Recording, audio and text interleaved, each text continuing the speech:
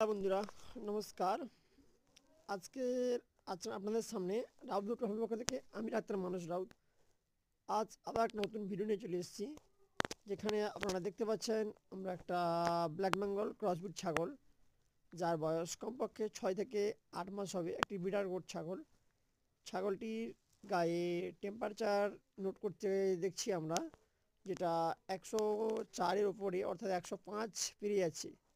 আমরা সাধারণত কোনো ছাগল যদি খাওয়া দাওয়া করে তার টেম্পারেচার 103 থাকে তাহলে নর্মালি ভাবি, বাট যখন ছাগলটি খাওয়া দাওয়া বন্ধ করে দেয় এবং টেম্পারেচার 103-এর উপরে অর্থাৎ 104, 5 ও 6 ডিগ্রি সেলসিয়াস দেখায়, তখন আমরা ছাগলটিকে প্রোটোজল ডোজের আক্রান্ত হয়েছে বলে তার চিকিৎসা শুরু করি।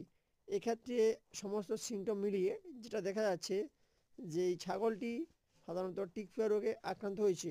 এই রোগটি সাধারণত বছরে প্রায় সময়ই হয়ে যায়। ইটস ও মর্গটের উপদ্রব দেখা যায়, সেই মুহূর্তে এই রোগটি হয়ে থাকে।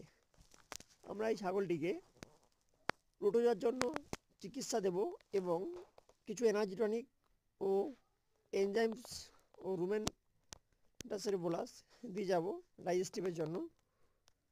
এবং পরবর্তী ভিডিওয়ে আপনাদের দেখাবো ছাগলটিকে চিকিৎসা দেওয়ার পর কী উপকারী হলো। তার জন্য আপনারা আমার এই চ্যানেলটিকে লাইক ও শেয়ার ও সাবস্ক্রাইব করে বেল আইকনটি দাবিয়ে রাখবেন, যাতে আমার দেওয়া পরবর্তী ভিডিও আপনারা দেখতে পারেন এবং